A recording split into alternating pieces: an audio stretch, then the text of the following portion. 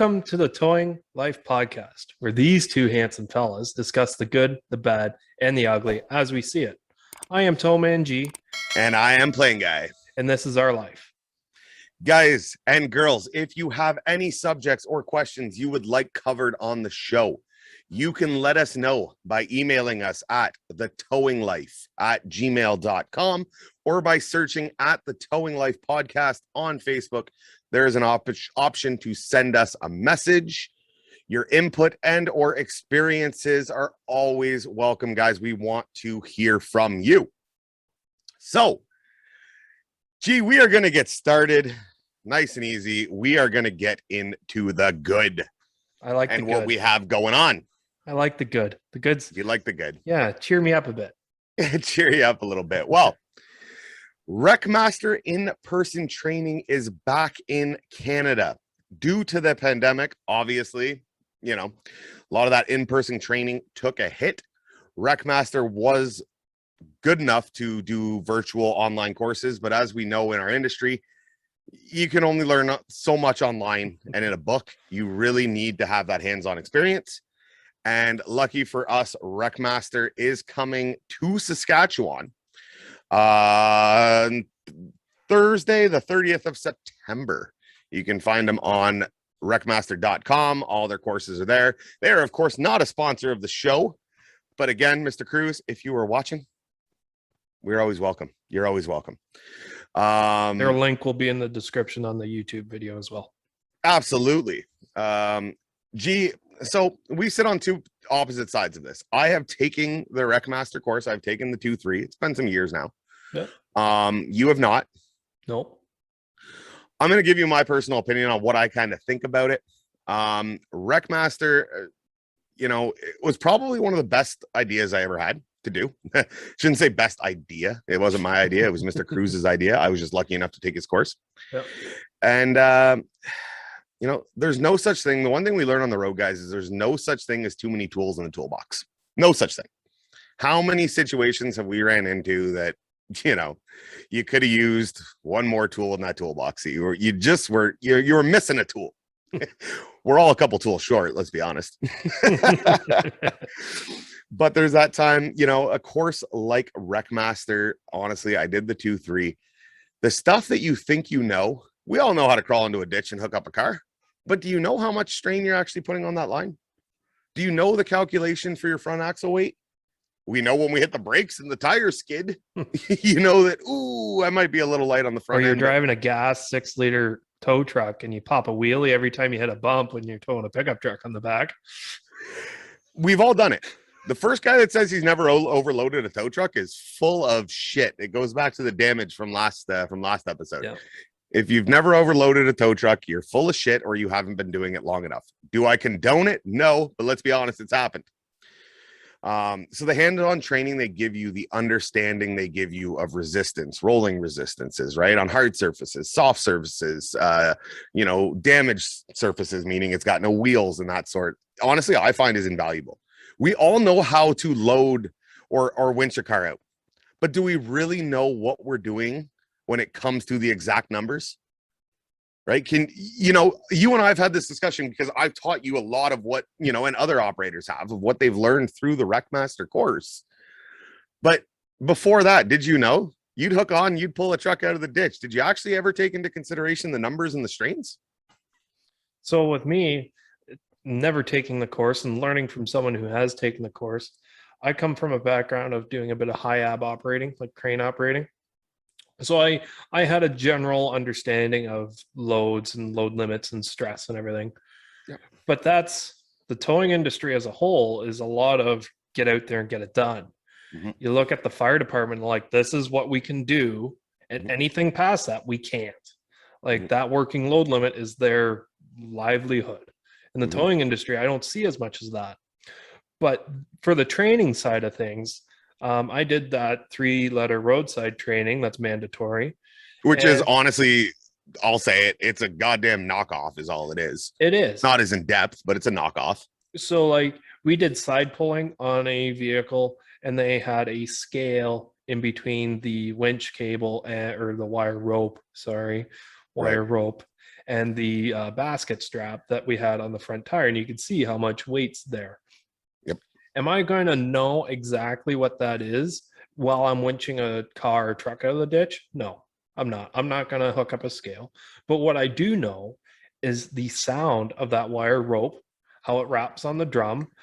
If I put my hip up against the tow truck, I can feel how much the truck is pulling side to side or front to back because I've been doing it a while. I know what the truck feels like and I know what sounds to listen for. I know if I'm getting a little bit of resistance, put a snatch block in so I know I'm working safely. With a 4-ton snatch block on most of our winches, we will max that winch out before we break a line, as long as your line's in good shape, right? So, but you say that you don't know the exact numbers, and you can't, you can know those exact numbers. It may not be the exact number, but you can definitely know the maximums, right? When we talk rolling resistance, we talk, it's been a while since I took the course, and I feel like I've seen an updated version, but it was 5%. So when you're pulling that truck on flat ground, level, hard, flat ground, you're pulling 5%. Now, that doesn't mean that on a 10,000 pound truck, you are pulling 500 pounds. It means that you will never exceed that 500 pounds on flat, hard surface. yeah. Right. So taking that into account, if you know that it is a 15 degree grade with soft mud, with damaged axles, you can calculate what would be your maximum load and actually put chain, or double up depending on what you're running for line accordingly. So the saying that you know the sound your winch makes, I do too, right before it snaps. I know what noise my winch makes. Right knock on wood, I have never snapped a winch cable. Knock on wood, never done it. You want to know why? Because I always rather double up my line before. I think if I get into a spot that's a little sketchy, I'm like, I'd rather be safe than sorry. And I'm the same way when I train rookies. I'd always rather show them this is the safe way. Can you do it other ways? Yeah, but this is the way I do it. I've never had an issue with it. Right? Okay, well, that being said, though, all right, so you double up your line, right? You double up your line. You're pulling a 1/2-ton truck out of a ditch. You doubling up your chains? Well, it depends on what you're doing. Really? Like, you're normally wrapping what's a G70 J hook rated for? Probably 33 something. Yeah, I don't think you're off by that much. I don't think you're off by that much. Yeah. Okay, so you get a vehicle you think's a little heavy. You're doubling up that line, right? So your winch line's rated for, what was it? 7/16 was, I'd have to pull up the exact numbers. 7/16 about 3,400 pounds. Yeah. Single line. You doubling that up. Your winch line's good for 6,000 pounds. You're running, 7,000 pounds, whatever it may be. Yeah. Again, these are not exact numbers. You run your J hook to it. Your J hook's rated for 3,000 pounds. Doubling up your lines did absolutely shit. Right. But again, there's a 3-to-1 or a 4-to-1 braking ratio in there. And honestly, I think a lot of times we play within those. We don't play within the working load limits. We play within the ultimate load limits. Yeah. Yeah. Which is a bad habit. Yeah, it is, because if you get into any industrial situations like crane operating, it's exact. This is what we can do, just like the fire department. This is what we can do, and this is what we can't do. And I'm not sure if that's lack of training or lack of equipment on operators and owners fronts. I know I've worked for a tow company before where they said, here's a 2-ton snatch block. And I said, well, I want a 4-ton. Well, why do you need a 4-ton? 2 tons work perfectly fine. It's like, well, I got a 10,000 pound winch on my tow truck, and a 4,000 pound snatch block will keep me within my working load limit and be safer, right? Because I know I'll max that winch out, because we all done it. We've all kept winching, and that winch stops, and you're like, ooh, what do I do now? Mm-hmm. And honestly, I think that's where a lot of it, like I said, it comes in. Training is important, and it is equally the responsibility of the employer as the employee to want to seek that extra training. As an employer, I highly recommend you reach out to WreckMaster. You can host courses. There's all kinds of things available through there to host your own course and get your guys trained, because it's one more tool in the toolbox. And, sometimes when we're winching in some of the situations that we're in, we're, a broken winch line, sure, that's one thing, right? A personal injury to your employees, that's a whole another thing. So even from an employer standpoint, there is a a liability that they can take away from themselves by sending their operators to course, right? To a course that they write an exam for, they receive an accreditation for. So when that winch line does go, and hopefully it doesn't, but and that guy gets hurt, the employer can now say, we went to training. We provided training, right? That is one thing we are lacking. We're going to get to it more. But that is one thing we are lacking in the industry. We so pass personally the for buck me, to the guy lower on the totem pole, and that's what everything's about nowadays. I would personally really like to go to the WreckMaster training, and just so, like you said, I can have that extra tool in my toolbox, because a lot of guys don't do it. And for me, myself, it's finding the time and when they're close to me. I can't remember the last time they were within like 8 hours of me. Well, this is a little special of a situation because of the last pandemic. 2 years we've had the pandemic, which kind of throw a monkey wrench into the whole situation of wanting to get trained. I know guys that still haven't done the roadside training, and that's mandatory after a year, and they've been towing for like 3 years now. So it just happens, and we're in a weird spot as it is. But there's definitely been some within 8 hours of you. The tow show every year in Ontario would normally host a course. Oh yeah, right. It's been a couple years. They were doing a virtual one this year, something like that. They're out there. Head to their website, keep a check on them, because I truly encourage it for any employee and employer. As an employee, talk to your employer. Say, look, go check out the training. See if you think it's for you. I personally think it is. There's no harm. It's worth the cost of investment. Again, we are not sponsored by WreckMaster. But Mr. Cruz, if you're watching or listening, we're here. You can get a hold of us. And it's not even so much just WreckMaster. It's learning in general. Yep. I know a lot of guys, they'll be, oh yeah, I'm good. I've been doing this job for a couple of years. I don't need any extra help. Learn from anyone. Talk to people. Learn from 50 guys and take the best things from those 50 guys and make yourself a good worker. Yep. I agree. Learn from everybody and never be too smart to learn a new trick. Yeah. So that covers our good. You're trying to shit on my good, but I'll take it. Getting into some of the bad stuff here. I know we all like the bad stuff, but I want to touch on a bit of dispatching or lack thereof in some instances. Dispatchers, they form a very valuable role. If we didn't have dispatchers, we wouldn't know what the hell's going on. To be honest, we don't half the time anyways. But they take half that worry out of us because they're sending us calls. They are looking at it. We're sitting in the truck. We're out there doing it. And it's one more thing. I'm not sure if you've ever had to dispatch and drive at the same time. It can get complicated. And you can forget to send your employee the phone number to the guy he's going to go pick up the car for next. Right? But some dispatchers that are getting paid minimum wage, just over minimum wage, whatever they're getting paid, doesn't matter. Poor dispatching can turn a slow day into a busy day.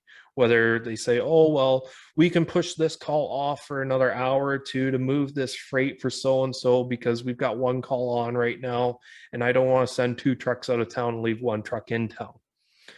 Stuff like that can make the morning slow for a normal day and make the afternoon crammed. I've seen people just push calls off. Oh, we can do it Monday. We can do it Monday over the course of the weekend. Well, Monday's our busy day to begin with. Use your head, guys. Get it done on the weekend. Struggle for a couple of hours instead of pushing it off to the next day or into the evening. I'm going to argue with you on this one too. Okay. And dispatchers across the world are going to love me. Here's looking at you, Timmy. Fuck you, Tim. You know what I think a big problem with that is drivers, we've done both. I've done both. And I think that makes it worse. But drivers, we are operators. We are drivers. We do the calls. We try and get too involved in the goddamn dispatcher a lot of times. And you've seen it. We've all seen it. Yep. You get too involved in what the dispatcher's doing. And, well, what's this guy doing? Why can't he do it? What's this guy doing? We used to have a joke. It's called dispatching, not negotiating. Go do your call. Dispatching, I believe, is just as hard of a job as towing. Believe it or not, mentally, dispatching is just as hard of a job. Now, again, I'm not saying that every dispatcher out there is perfect. Here's looking at you again, Timmy. Fuck you, Tim. He's going to love that shout out. But, we're hired to do one job. They're hired to do another. And we interfere with them so much You see it in these smaller companies, especially. I can't speak for the massive companies, but the smaller companies for sure. So like I dispatched myself when I was working with that smaller company, and it was fine. It was me and the boss. The boss man drove the flatbed. I couldn't drive the flatbed because of insurance reasons and everything. And when I would get flatbed calls, he would still let me do them, right? And I would get there, and the members would be like, "No, I want a flatbed." So now my flatbed, instead of going and doing it in the first place, he sent me out, and now he's an hour behind right off the bat, just instead of sending the wrong truck. But it's not even so much that if you're in a 2-truck company, if you get more than 2 calls come in at the same time, you're swamped. Yeah. But with the Fair slightly bigger companies, right? It's where trucks are is normally the closest truck, you send that truck. Mhm. But you can run into a speed bump pretty quick if that driver gets there and they're not competent to do it, or they say, no, I can't do it, because they show up and they're in a flatbed and this car's got a broken ball joint and it's nosed up to the curb. Well, that's going to be a pain in the ass job no matter what truck you send. And that driver's just being lazy, passing the buck to someone else. Yeah, absolutely. Right. So we've all done it at the same time. We've all been on the Yeah. receiving end of it. And again, we've all done it. Yeah, we've all done it. But a good dispatcher can account for stuff like that and say, okay, well, I'll get this call off of him if he can go do that call, and you can go do his call he was going to go do, and change it up real quick, instead of either being out on a cigarette break and not seeing what's going on the computer right away. I'm talking from personal experience there. Go out for a smoke break and 15 minutes goes by, and now we've got 4 or 5 more calls sitting there that no one has any idea that's going on. Mhm. But stuff like that can really make a slow day into a busy day, or just poor dispatching. You send 3 trucks out of town for whatever reason. You only got 3 trucks and everyone's coming back into town at the same time. But now we've got 5 calls, 6 calls waiting, instead of sending 2 trucks out and waiting till at least one of them's on the way back before you send the other one. So stuff like that is can definitely bugger you up. Also, one thing I want to touch on, roadside companies giving weird ETAs. So I had an unlock in town. I was there within 10 minutes of the company receiving the call, but the roadside gave the member a 2-hour ETA. So by the time I get there, they've gone home, gone for lunch. They're like, oh, I can't get into my car for 2 hours. Right. But they're giving us 2-hour ETAs because we're deemed GTA, and our call volumes are completely different than the other part of the region that they're classed as. Right. So the time that. Right. So now you're stuck sitting around waiting for this guy, trying to call this guy. Ideally, we want the customer with the car when we pull up. Yeah. They wait for us. We don't wait for them.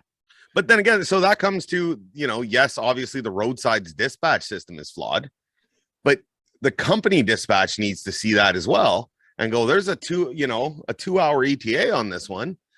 I'm going to call this guy because my truck's on his way and he's 15 minutes out. Yeah. Right. And it's, again, easier said than done. I know you guys in the office that are handling and managing all these calls. It's one more task, and they sit there and go, oh, it's not my job. I have a dispatcher that will not call people. I've asked them, can you call and confirm and see if it's 2-wheel drive or 4-wheel drive? Nope, you do it. Okay, thanks.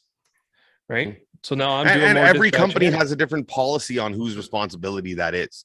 Because, if we're going to sit here and complain that I want the customer ready and they gave a 2-hour ETA and it is going to upset you that much, then call them your goddamn self. Yeah.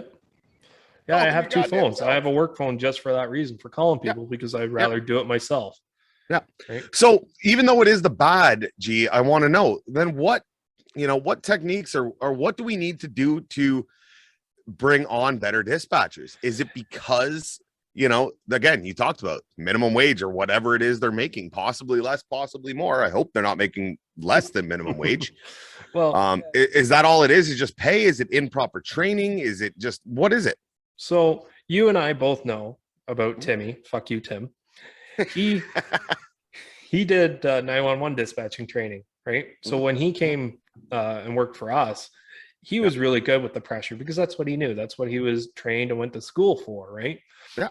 And he was on the ball all the time. That guy had to do so much paperwork. He did part of the billing. Like, that guy had a massive workload. And seeing other dispatchers that don't have that massive workload and can't do it as well as he does, it's got to come down to training. I'm not sure how much he made compared to what other dispatchers made, but it's feeling pride in their company and saying, I'm a part of this and I'm helping people, and knowing what to do and how to do it and when to do it. I think is the big thing for that. And it's also the personality type. I've seen some dispatchers that are just there for a paycheck because it's another office job to them, but it's not.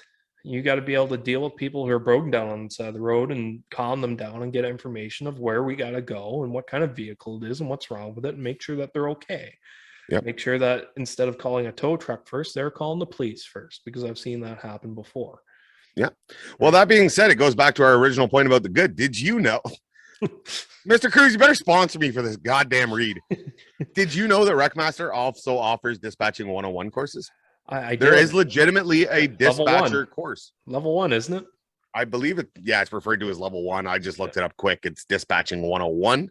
But WreckMaster actually offers and maybe you're right. I think you might be right. It comes down to training. Training and finding, again, good employees that give a fuck. Right.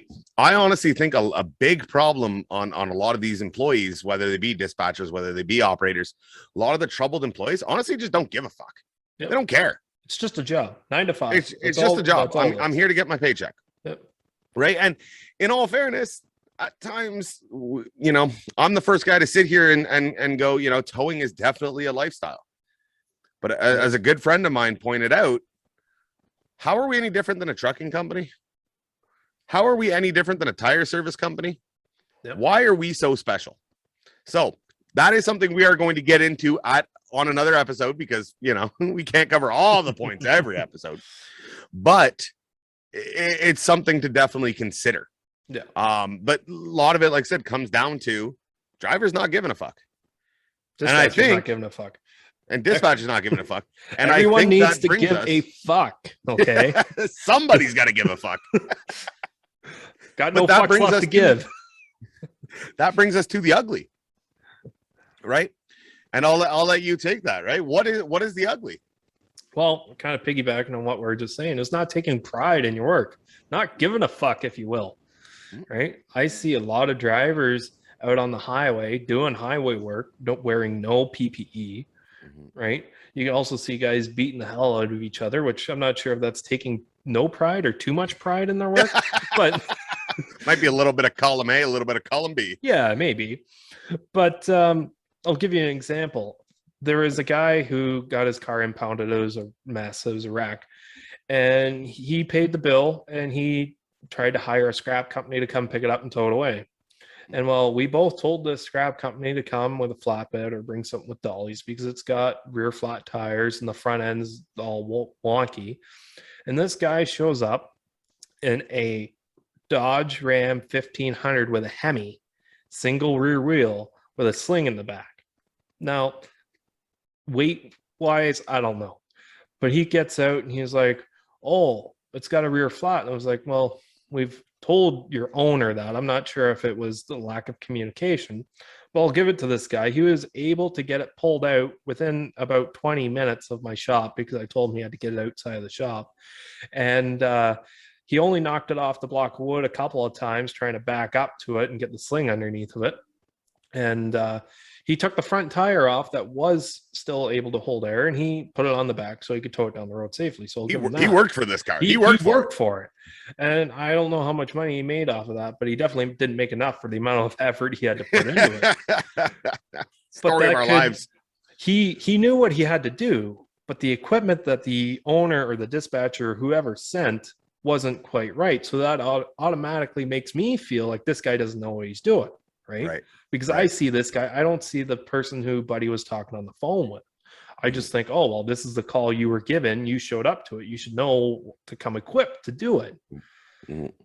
But when you judge someone that way, you're only seeing the single side of it. It's like me showing up, and a roadside company told me it was a 2019 pickup. And I get there and it's like a 76 pickup, and the guy wants a bed, and I show up in a wrecker. It's because I've had misinformation.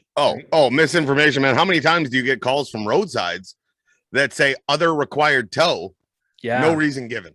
Yeah. It's like I'm on my way out to it, and yes, we're gonna get this call done and we're gonna get it sorted out. But how do we not have, it stalled while it was going down the road? I don't need them to diagnose it. They're customers, not mechanics. Yeah. But give me the goddamn, at least, it stalled while they were going down the road. There's something with the brakes. There's something with this. Just give me a general idea of what I'm dealing with here. I had another required tow the other morning. I was staying at the shop, so I could actually do an on-call night. 6 o'clock in the morning. It was in a subdivision for a neon going down the street. Other required tow. And I was like, well, it's on my way to go get coffee in the morning. I might as well check it out. Yeah. Might as well check it out. Broken ball joint on the front. Tires like completely right out. And I was like, this isn't what I really wanted to deal with before coffee, but here I am. I'm here now. Might as well try to get the ball joint put back in and a strap and pick it up and tow it down the road. But the customer was rude to me. Like I get it. It was early in the morning, but like, man, I'm here. I had a 45-minute ETA. I could have went through the drive-through. I could have got a breakfast Sammy.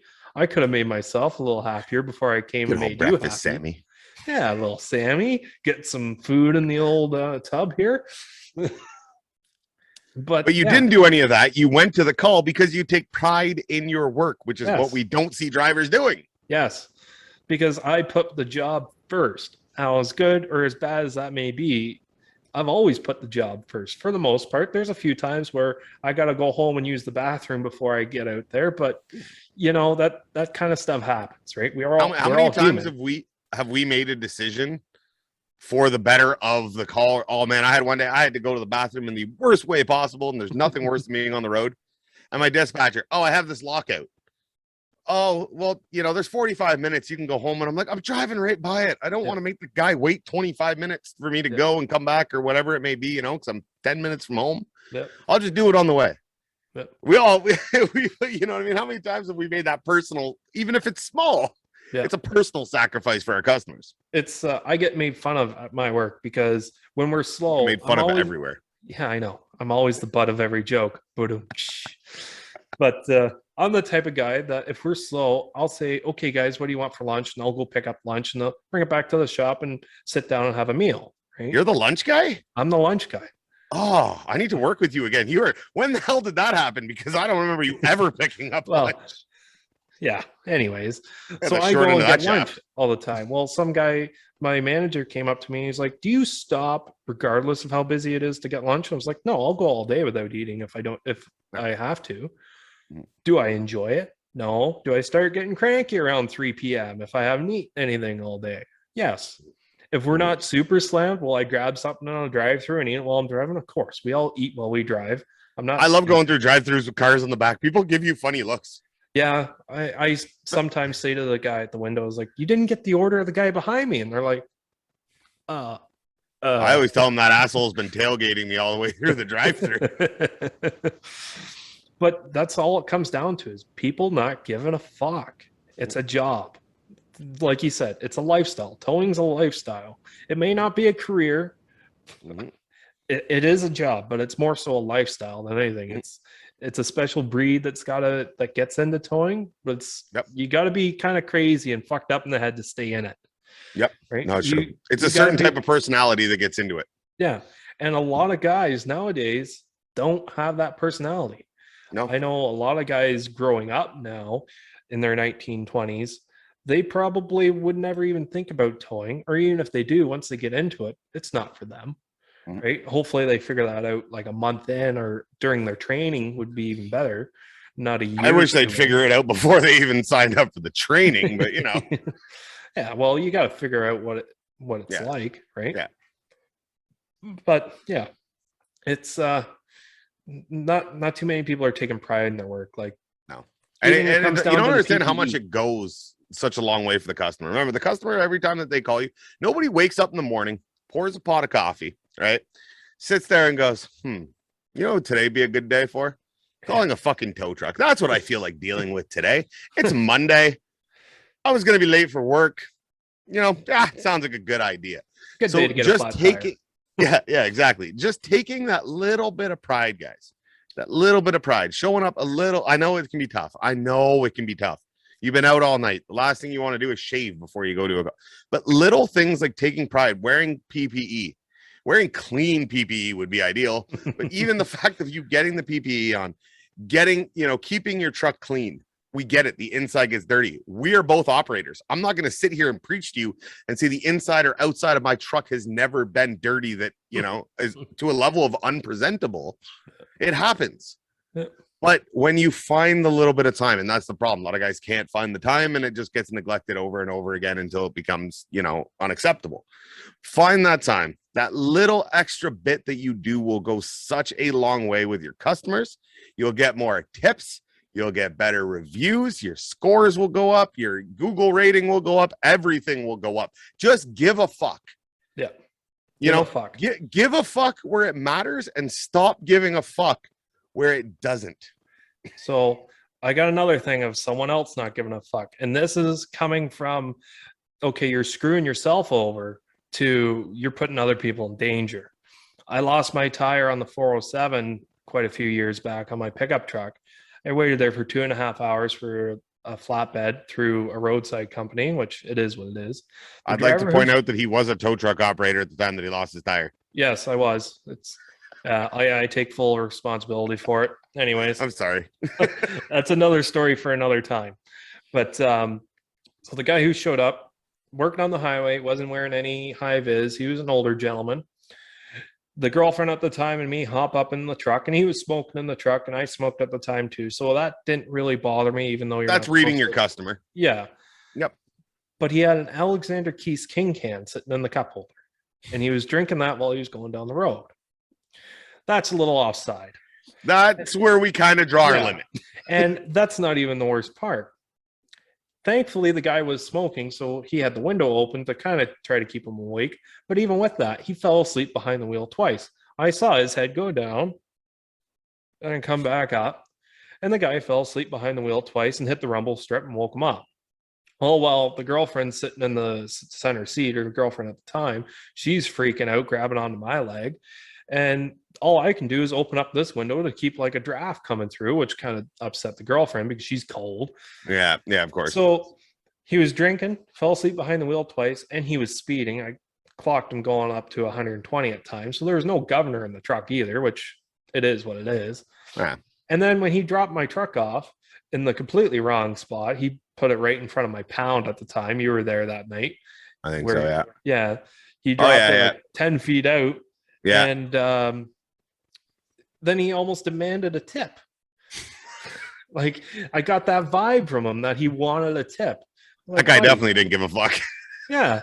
It's like, go sleep in in the town or something. Like, don't go driving back to the city where you belong. Like, come on. Like, you're falling asleep behind the wheel. Figure it out. An important thing that I learned is always remember that's the one thing when dealing with any towing, whether you agree with them or disagree with them. Yeah. They're doing the best they can with the tools they have. Yeah.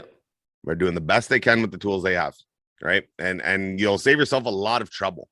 So to kind of recap a little bit of what we have gone over, the good, the bad, the ugly on the Towing Life podcast.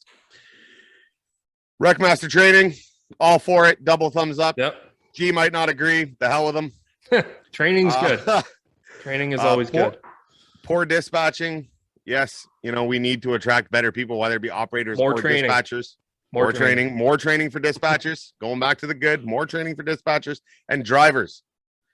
It's more dispatching, not negotiating. More training and more give a fuck. Just give a fuck. Exactly. You got into it for a reason. Take pride in what you do. Absolutely. Give a fuck whenever you should give a fuck. And when it comes to what your dispatcher is doing, don't give a fuck. Do your job. So a reminder, guys, if you have any subjects or questions you would like covered on the show, you can let us know at thetowinglife@gmail.com or by searching at the Towing Life podcast on Facebook. Your input and or advice, experience is always welcome. And if you're watching this on YouTube, that's what the comment section down below is for. Absolutely. If you are listening to this on Spotify or any place that you get your podcasts, reach out to us at those emails. Give us your show topics. We are all for it. We will discuss it. We will debate it. We will do all of the above. I am PlainGuy. I'm TowManG. Oh God, I love it. And this has been the Towing Life podcast. Can't wait to see you guys on the next one. Take Thanks care. for watching.